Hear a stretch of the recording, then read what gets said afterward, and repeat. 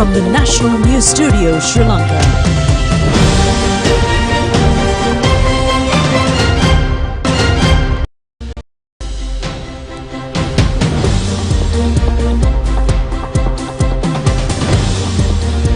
Good evening. This is the National News Telecast. I'm Movin Hettiarachchi. And I'm Dilajli Anand, and these are the top stories for tonight.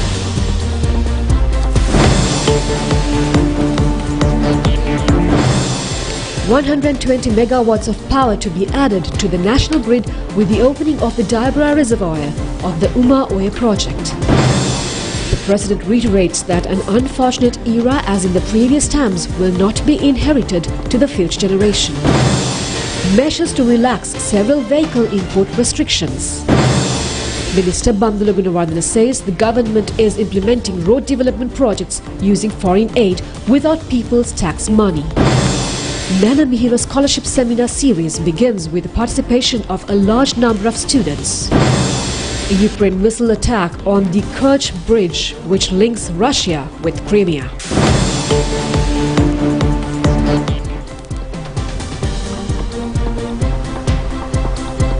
Now for those and other stories in detail. Release of the maiden waters and declaring open of the Dibra Reservoir of the Uma Oya multipurpose project has taken place today. This enables to add 120 megawatts of electricity to the national grid.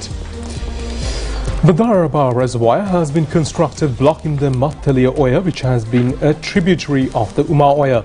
Waters of the Dibra Reservoir is scheduled to be brought to Karandagola via tunnel, where the main reservoir of the Uma Oya project constructed in Puhulpola in Valimada.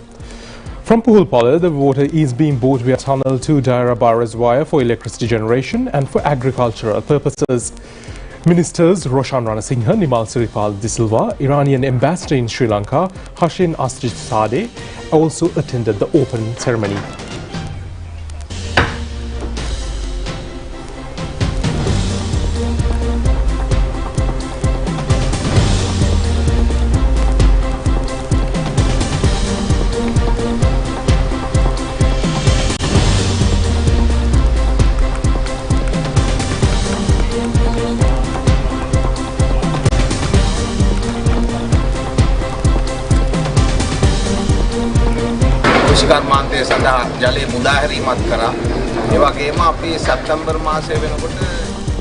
The President Ranil Wickremesinghe reiterates that the economy of the country should be strengthened in a manner not to allow the future generation to face an unfortunate era as in the previous times.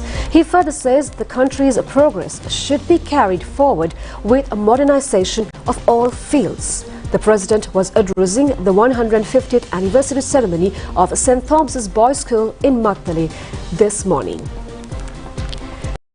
That mere success of the debt optimization program does not mean the resolution of economic problems of the country. The economy rebuilding program should be immediately commenced with correct decisions.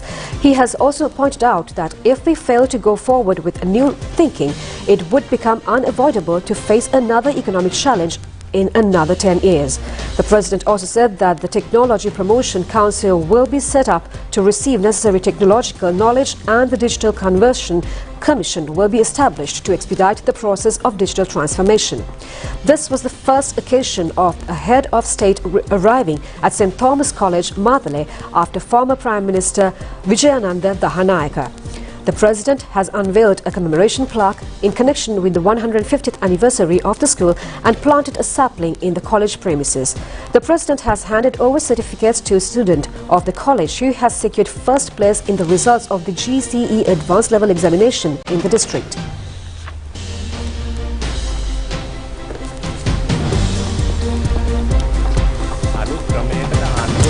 President Ranil Wickremesinghe said that as this year draws to a close, they hold the belief that the nation can overcome bankruptcy by successfully executing the credit appreciation program. Achieving this necessitates stringent control over public expenditures and a shift toward a more productive economy. He added that they have already begun implementing these measures. However, it is essential to recognize that while current endeavors may alleviate a bankrupt label, but if further steps are not taken promptly, the country risks facing same fate within a decade. The proposed measures for domestic debt optimization have been successfully passed in the Parliament despite attempts to hinder the process through legal channels. The EPF has introduced a draft law aimed at providing a 9% interest rate to all members, and this initiative is currently in progress. Upon the completion of the debt optimization endeavor, the focus should shift to the effective implementation of the subsequent economic program. Presently, there is a significant exodus of individuals from the country. The departure of skilled experts and professionals has created a substantial void that cannot be easily filled. It is essential to reaffirm our commitment to establishing a robust economic foundation conducive to the well-being of all citizens. Challenges confront our country today, primarily driven by insufficient government revenue and a trade imbalance skewed towards high import costs relative to exports. A reliance on a daily credit is not a sustainable solution. The President said that once the debt consolidation process concludes, the same question emerges anew. We must proactively address this concern by bolstering our gross domestic product at a rapid pace, as an increased GDP directly translates to heightened national income. Similarly, we must intensify our efforts in a realm of exports. A comprehensive strategy for the endeavor should be formulated within the next decade. Education Minister Sushil Premchand, Prime Minister's Secretary Anuradha Dissanayake, Central Province Governor Lalit U. Gamage were also present at the occasion. President Ranil Wickremesinghe has instructed officials to immediately present future plans of action to enhance export and transshipment of industries related to gems and jewellery. He has given the order at a discussion on problems pertaining to gem and jewellery industry at the President's office recently. Recommendations on tax policies relating to the development of the gem and jewellery industry were presented to the President by the Oversight Monitoring Committee on Environment, Natural Resource and Sustainable Development. It has been pointed out that gem and jewellery industry is able to earn an increasing export revenue on an yearly basis. The sector was reported to have failed to fulfill its annual revenue target this year in comparison to last year. The President has reiterated that a planned program should be implemented to fulfill at least an annual income of $2 billion. He added that if a systematic plan is presented expeditiously to uplift the gem and jewellery sector, the government is willing to extend relevant facilities in this connection. State Minister Dilum Amunugama, President Secretary Saman Ekanayake, Senior President's Advisor to Economic Affairs Dr. R.S.S. Samarathunga were also present at the meeting.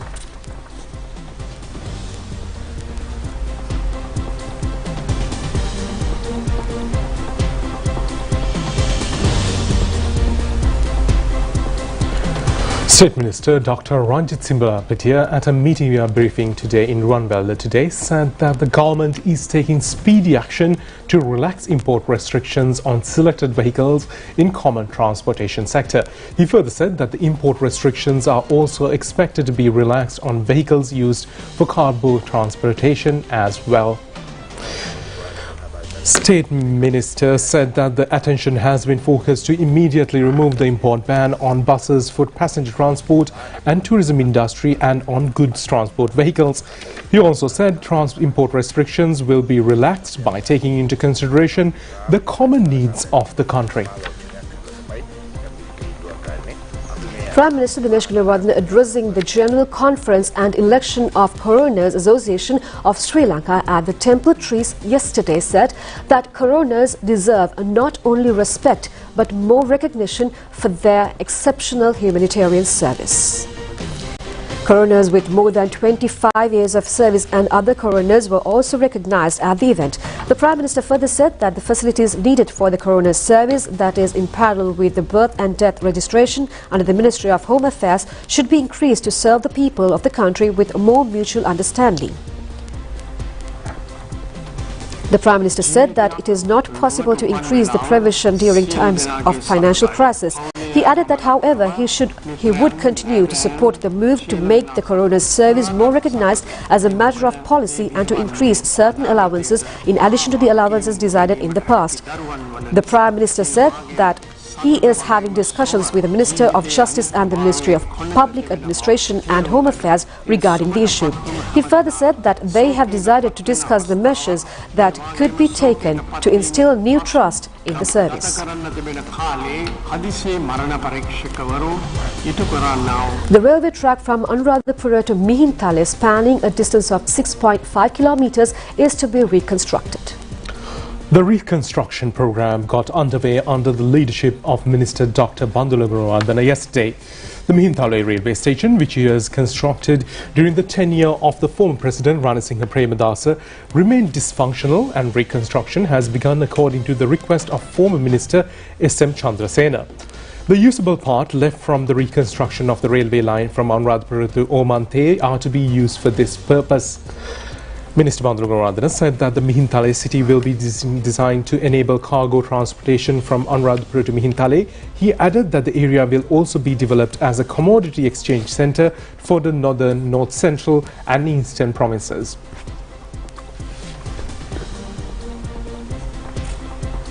The Thalava-Kakirawa main road, reconstructed at a cost of 2,422 million rupees, was vested with the general public today. A distance of 48 kilometers of the roadway was reconstructed under the aid of the Asian Development Bank. Minister Dr. Bandula Gunawarddena has presided over the event.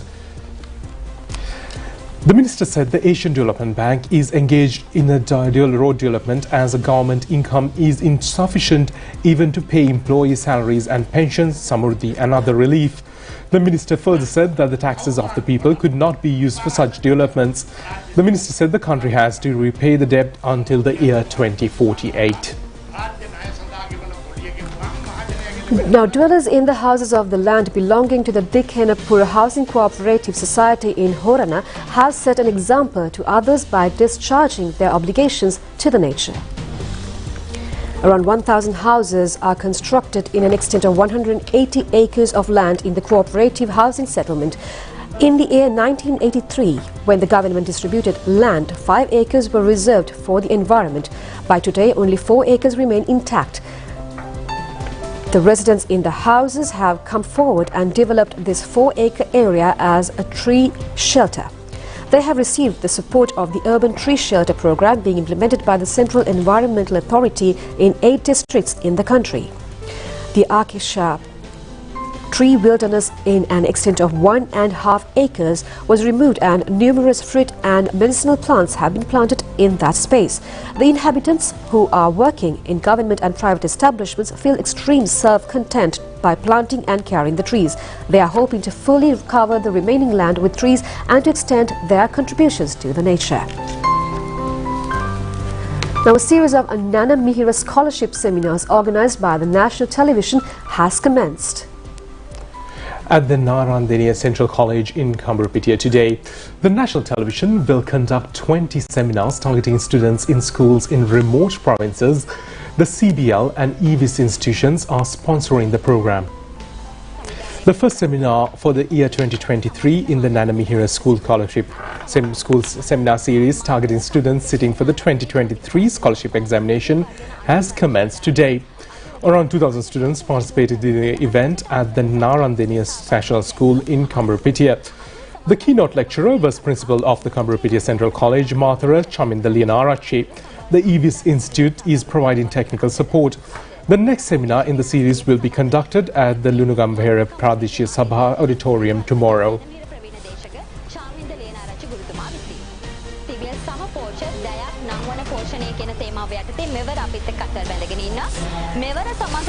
Now, handing over of party membership to Self-Employment Forum representatives has taken place at the Sirikota United National Party headquarters today under the leadership of Senior Presidential Advisor and UNP National Organizer Sagala Ratnayaka. 1,200 Self-Employment Forum representatives have received party membership on this occasion. The recipients included payment traders and small shop owners in Colombo, Petta, Fort, Maradana and suburbs areas. Party leaders were present on this occasion.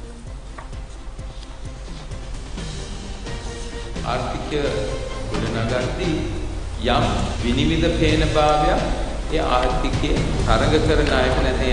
of the National People's Power, Anukumara Dissanayake, says they are taking measures to form a government according to the agenda of their party. He made these observations at Kalaniya electorate meeting of the NPP yesterday. He has urged the party activists to remain calm.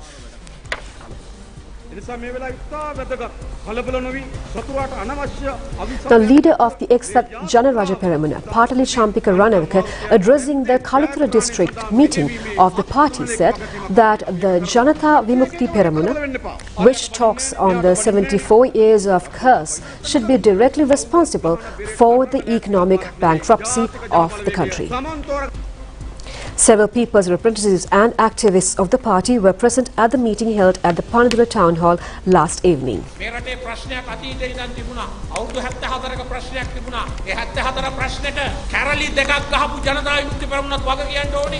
the Samagi Janabalavege Samagi Janabaya says the issue of granting power to provincial councils should be taken up for discussion only after conducting provincial elections and thereafter conducting talks with the people representatives elected through such elections.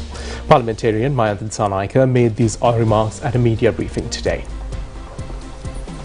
Parliamentarian Mayantha Dissanayake said that they must definitely go beyond the 13th Amendment to decentralise power. He added that the SJB requests to have provincial council elections before embarking upon changing the 13th Amendment.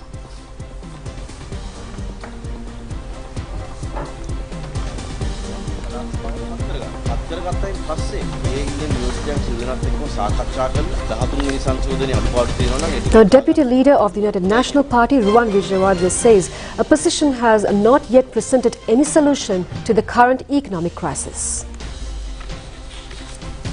Addressing the Kolonava electorate meeting of the UNP, he further said that the opposition is only making accusations.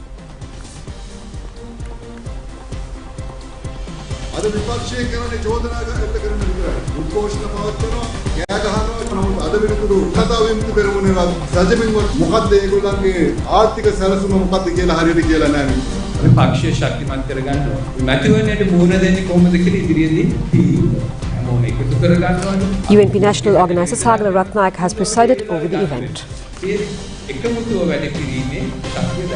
The government has taken measures to expedite provision of financial allocations for manufacturing of seed potatoes. Minister of Agriculture Mahinda Amaravira says the aim of the program is to produce the country's potato requirement within the country itself. The minister, after engaging in an inspection tour at the Kahagola seed potato processing farm, further said currently only 33,000 metric tons of potatoes are being produced in the country out of the total annual potato requirement of 225,000 metric tons. He added that large quantity of potatoes are needed on a daily basis for the potato chips factory recently declared open in Kahattawala. The annual seed potato production in Sri Lanka is 12,500 metric tons. Yet, Sri Lanka is fulfilling only 24% of this production. Minister Mahinda Amaravira has instructed officials to increase the seed potato production capacity to 80%.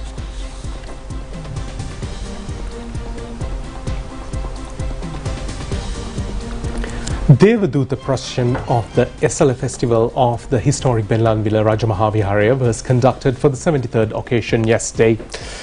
Upon Satipirit chanting, Devaduta Perahara paraded the streets last night. The Pavada procession is scheduled to be conducted on next Thursday, and the final Randoli Perahara will be paraded streets on the 19th.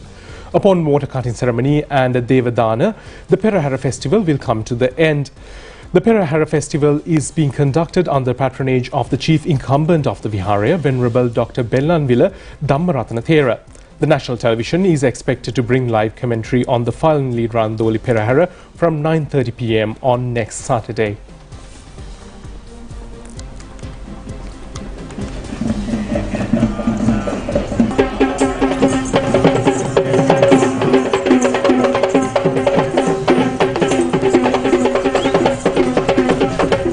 That's all we have on local news. We'll be back with international stories after this break.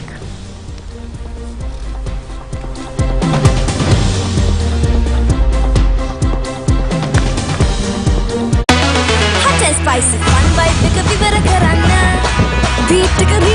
그런 우뚜리는 하루부터 와울라야는 힘들어 fashion 그런 fun 우뚜라는 거품이 깊게 점에는 틱톡 바이럴 여러봐 나길래 trending 해나봐 핫하서 타고 새너봐 스파이시 라스베트 해나봐 프리마 코뚜미 판타마이 프리마 코뚜미 판타마이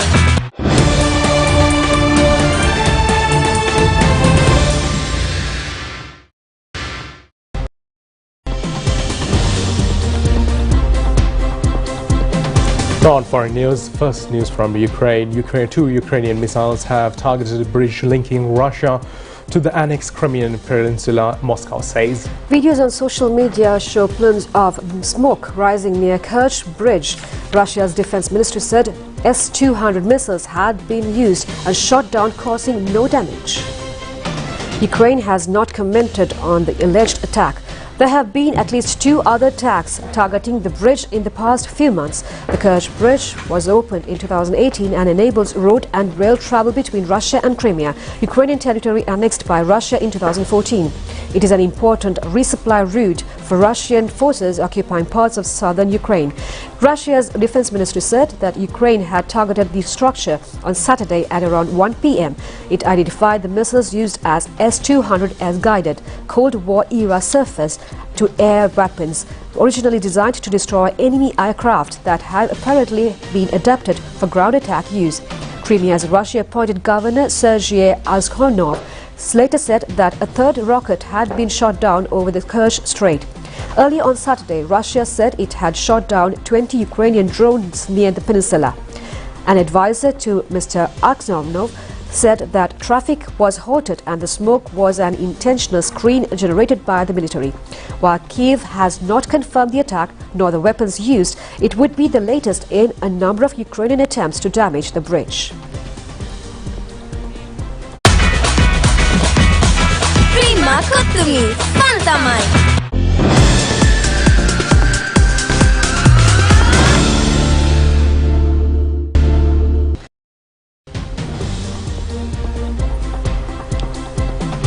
Now on sports news, looking at local cricketing news, the LPL cricketing tournament is currently underway. In today's encounter at R. Premdas Stadium, Galle Titans beat Jaffna Kings by 7 wickets.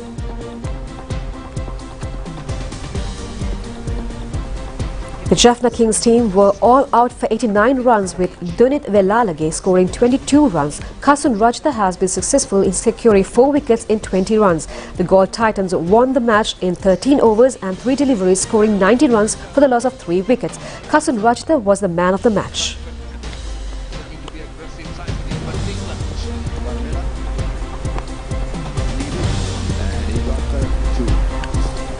Royal College Colombo has broken the unbeaten record of Isipatana College in the second round match of the Inter-School League Rugby tournament yesterday. Royal has clinched the Major Milroy Fernando Trophy by beating Isipatana 22-17 at the Royal College grounds. At the end of the first half, Royal was leading 6-3.